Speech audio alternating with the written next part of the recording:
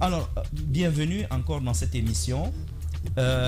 Moi, j'aimerais d'abord avoir vos impressions sur le parcours constitutionnel de la Guinée de ces 20 dernières années. On ne va pas remonter jusqu'à 58 peut-être. On peut remonter. On peut remonter. En quelques minutes. Mais il y a eu tellement d'intermoiements, il y a eu tellement de circonvolutions que nous sommes, 65 ans après l'indépendance, nous sommes encore à un autre tournant de notre histoire constitutionnelle. Et on a l'impression que cette histoire risque de s'inscrire dans un cadre beaucoup plus global de l'amorce d'une nouvelle ère constitutionnelle sur le continent et plus précisément dans les pays francophones.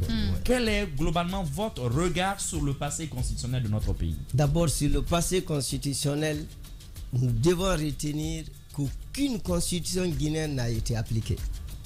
C'est le point le plus important. On a écrit des textes, on n'a jamais appliqué ces textes. Là, ah oui, jamais. C'est pourquoi j'insiste en disant que c'est vrai, nous avons un problème constitutionnel. Mais ce ne sont pas les problèmes de constitution qui ont créé des crises en Guinée. Là, il faut être clair. La première constitution était vraiment du type libéral. Modèle américain, la Guinée a osé renoncer au modèle français. Malheureusement, elle n'a pas été appliquée. 82, c'est 82-84, il n'y a pas eu le temps pour qu'elle soit appliquée. Et l'ancien compte est venu. On dit la transition a duré 6 ans, mais en réalité, ça a duré 9 ans. Parce que c'est de 84 en 93. Et Conté a appliqué tout sauf la constitution, la loi fondamentale. Alpha ne l'a jamais, celui qui a été négatif avec les textes, c'est Alpha Condé. Il l'a jamais appliqué. Donc, le point commun de nos constitutions, c'est qu'elles n'ont jamais été appliquées. Le second élément, c'est que dans toutes nos constitutions, on a choisi un homme à la place des institutions. Ça veut dire qu'on a renforcé le président de la République, qui est le seul qui détient le pouvoir. Les institutions n'en disposent pas. Et s'il y a eu des conséquences réelles en Guinée dans la vie constitutionnelle, c'est parce qu'un seul homme détient tous les pouvoirs. Donc la question est très simple. Malheureusement, on n'a jamais appliqué nos textes. Et là, on le sait, pour la simple raison, à l'indépendance, lorsque la première assemblée a pris des lois, le premier président de l'Assemblée nationale a dit ceci: nous les Guinéens, nous ne sommes pas comme les autres pays qui adoptent des lois pour s'enfermer dans leurs lois. Le premier président de l'Assemblée nationale. Après les indépendances. Oui. Il a clairement dit, c'est Foulaye. Il dit, nous en Guinée, nous ne serons jamais comme les autres pays qui adoptent des lois, ils s'enferment dans les lois. Nous n'allons jamais nous enfermer dans nos lois. Et regardez aujourd'hui, tout ce qu'on dit, le principal problème de la Guinée, c'est le non-respect de nos propres lois. Mais comment on peut l'expliquer? Imaginez, vous l'avez dit, depuis les indépendances. Depuis qu'on ne puisse pas respecter nos constitutions. Est-ce que la réponse n'est pas dans votre second constat? Par le fait qu'on remet tous les pouvoirs entre les mains d'un prince dans nos Finalement, on a laissé toutes les institutions, on a choisi un homme. On l'a fait l'homme providentiel. L'État, les biens de l'État l'appartiennent. C'est lui État. Mais l'ancien compte a toujours dit, c'est moi l'État, c'est moi la souveraineté. Alpha Condé ne l'a pas dit, mais il a agi dans ce sens. Ainsi de suite. Donc, mais docteur, est-ce que la réponse à cette question ne pourrait pas également se trouver ailleurs? Est-ce que ça ne s'expliquerait pas parce que ces constitutions-là ne sont pas adaptées aux réalités même de nos différents pays? C'est exactement ce que je vous dis. J'ai dit, on a des problèmes de la Constitution. J'ai commencé par ça. Mais dit, ce ne sont pas ces problèmes qui ont créé des crises. Maintenant, si on veut parler des problèmes de Constitution, c'est qu'on a des constitutions qui n'ont rien à voir avec nos réalités.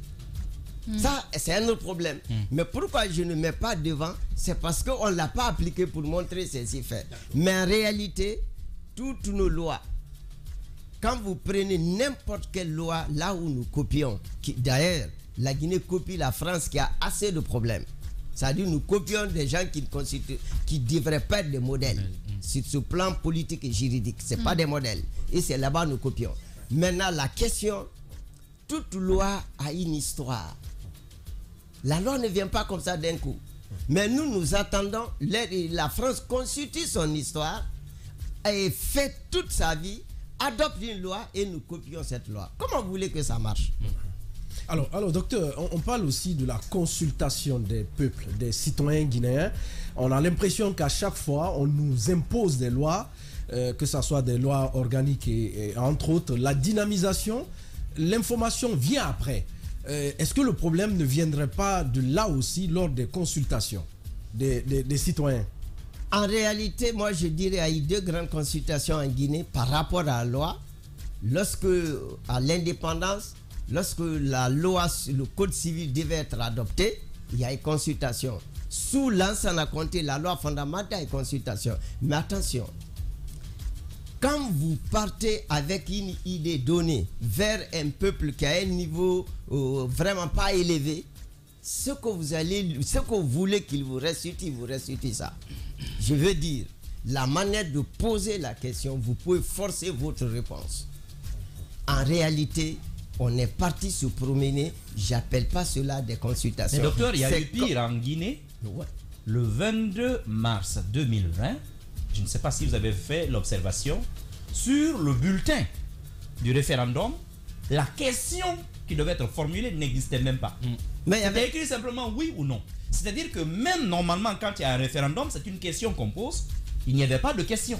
Et la constitution sur laquelle les Guinéens se sont prononcés, sauf erreur de ma part, a été très peu vulgarisée. On s'est même rendu compte, on s'est retrouvé après avec 3 voire 4 versions entre le pré-pro, entre l'avant-projet, le projet, celui qui a été amené à l'hémicycle, celui qui a été soumis au référendum et celui qui a été finalement promulgué et publié. Comment peut-on D'accord, je expliquer vais ça? vous aider pour ça, Oui. parce que j'étais le directeur des affaires juridiques et accréditation à la CENI.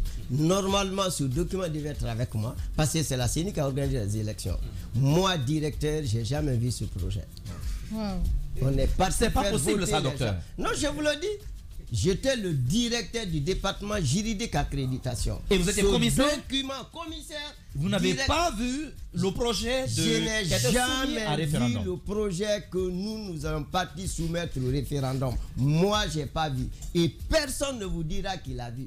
Parce que après le référendum, c'est moi qui suis parti chercher les documents pour donner à mes collègues. Voici le texte sur lequel on a demandé aux Guinéens. Donc les Guinéens Et étaient vous l'avez sous cherché hold-up. où? Vous l'avez trouvé où? Un peu partout. Non, un peu partout. Nous, on Ça, l'avait, c'est un peu partout. nous, on était les Ça, c'est un peu partout. on avait Parce que le mais problème. docteur, le problème Non, est c'est sérieux. très dangereux ce qu'il dit. Mais il était partout sauf au bon endroit. Oui. Exactement. Le problème était très grave. Ce qui a organisé nous, la CENI, bon, je le dirai parce qu'on a organisé, on a la responsabilité morale. Oui. Le problème, et le projet qui a été élaboré a été publié au journal officiel. C'est ce que moi j'ai, le projet. Oui. Et c'est une violation de la loi. C'est pas un projet qu'on publie au journal officiel, c'est un texte définitif. Mais eux, ils ont promulgué le projet. Moi, j'avais le projet. Mais officiellement, la CENI n'a pas été saisie pour aller dire parti de faire l'élection, le vote. Mais ce qui est pire, entre le projet qui est du journal officiel et publié par la Cour constitutionnelle validée, il y a au moins 22 articles qui tapent ça. Mais ils confirmaient, Mais ils comment l'ont est-ce qu'on est arrivé confirmé, au malgré référendum? tout, Excuse-moi, ils l'ont cette confirmé. question C'est un très passage grave qui ce est, qu'il dit. c'est un passage S'il vous qui est plaît. très important. C'est très important. sa Après question. avoir fait cette observation, la Cour constitutionnelle, je me rappelle encore d'un de mes anciens professeurs qui était à la tête de l'institution, Dr Mohamed Lamine Bangoura, qui l'a reconnu, mais qu'ils ont quand même confirmé cette constitution-là. C'est très grave. La Guinée était, je peux dire, les Guinéens étaient sous un hold-up. On était... Je vous dis, vous savez, c'est pas le diplôme qui fait l'homme. C'est qu'à un moment donné, on n'a pas eu de grands hommes. Parce que ça, c'était très clair. On ne peut pas proposer un texte. Le peuple l'adopte et parfois vous revenez toucher ce texte et que la Cour constitutionnelle dit encore que vous avez le droit de modifier ce que le peuple a fait. Ça, c'est très grave.